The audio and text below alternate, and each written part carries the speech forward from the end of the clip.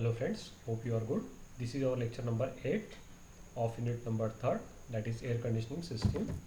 And in this session we are going to look into the operation of compressor by means of electromagnetic clutch. So let's get started with this session. So as you know that there is a 5 essential parts or components of a refrigeration system, out of which the process start with this compressor. Okay, so it is an important device. So for the running of this compressor you need some power. Okay, so this power is taken by the crankshaft by suitable means of a belt drive or a chain drive.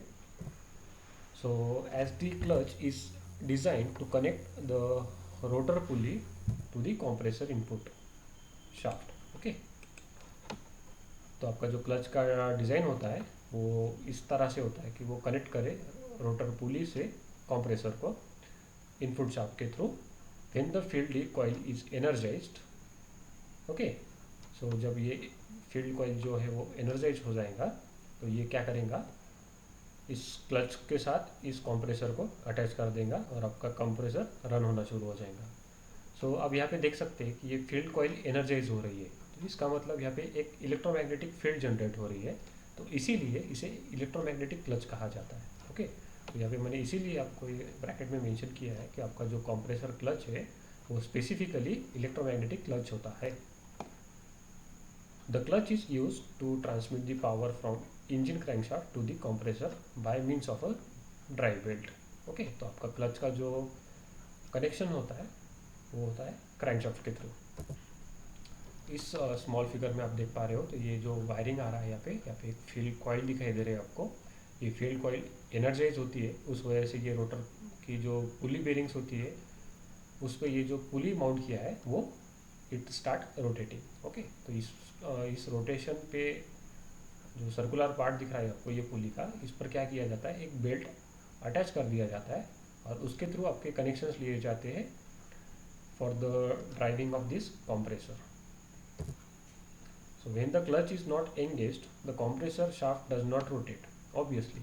Okay, जब ये engage रहेगा तब आपका compressor run करेगा और जैसे ये disengage होगा यानी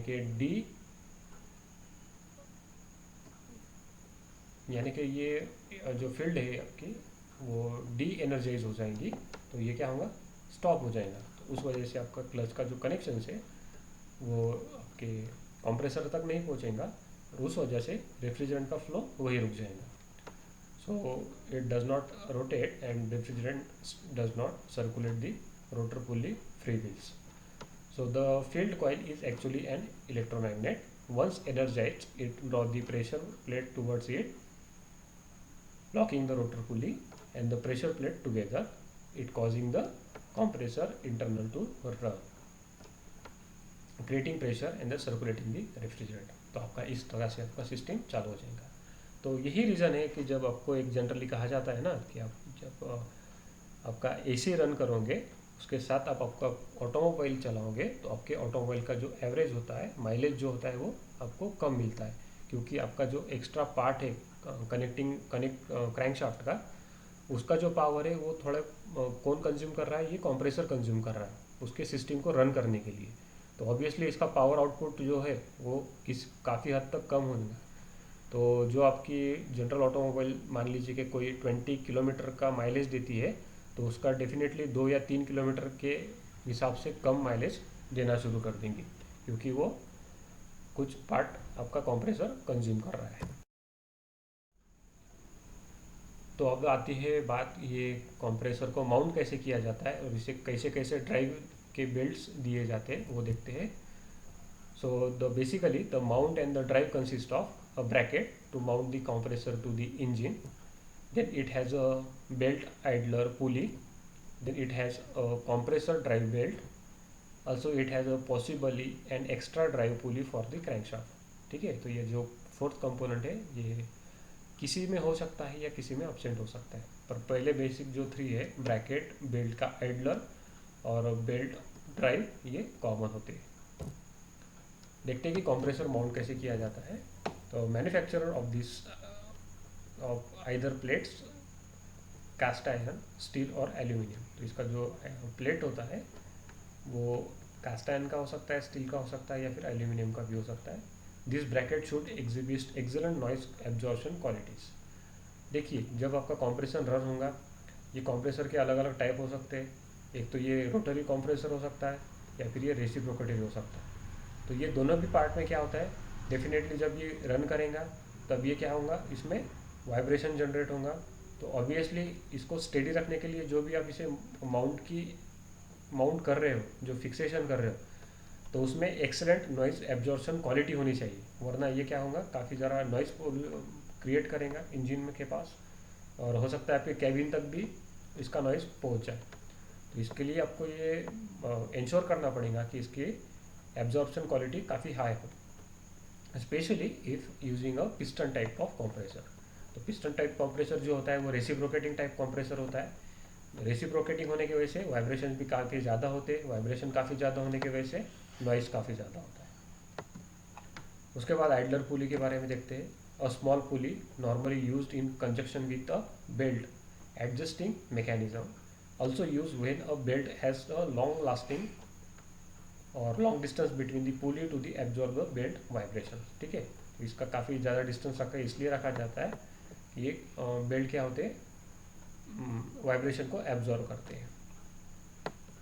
उसके बाद आता है ड्राइव पुली। तो some vehicles do not have an extra drive pulley to accommodate an AC drive belt. In this case an extra pulley is bolted into the existing crankshaft pulley. ये सबको मैं नेक्स्ट स्लाइड में आपको एक figure बताता हूँ, इसके mounting के दो टाइप्स कैसे होते हैं, पुली के दो टाइप्स कैसे होते हैं।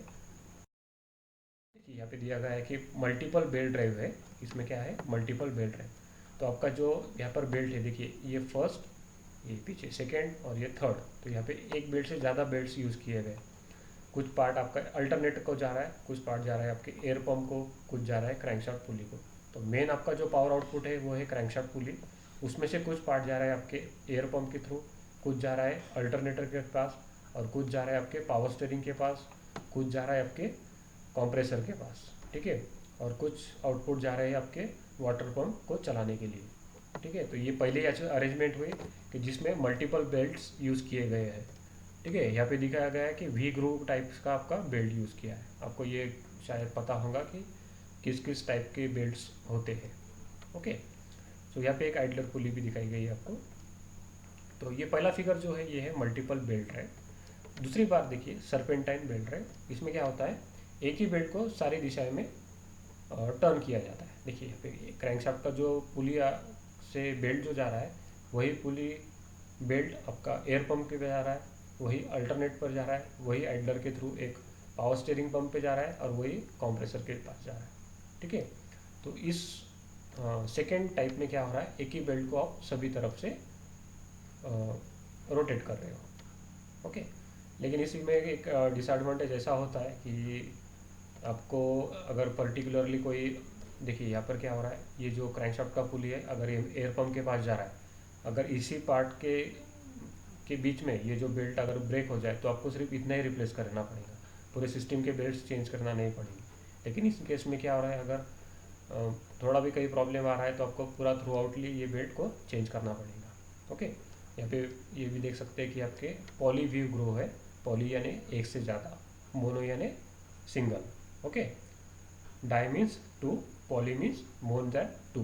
तो यहाँ पे मोर देन टू वी ग्रुप्स दिखाई दे रहे हैं आपको, 1 2 3 4 4 ग्रुप्स दिखाई दे रहे हैं, इसके लिए इसे पॉली वी ग्रुप कहते हैं। ओके, तो ये दो टाइप हुए आपके कंप्रेसर ड्राइव के। सो आज के लेक्चर के बारे में आपको अगर कोई भी डाउट्स हुआ तो आप पूछ सकते हो। आज के लिए हम यही रुकते हैं, अगले में कुछ लेक्चर में आप कोई नई टॉपिक्स के साथ आएंगे।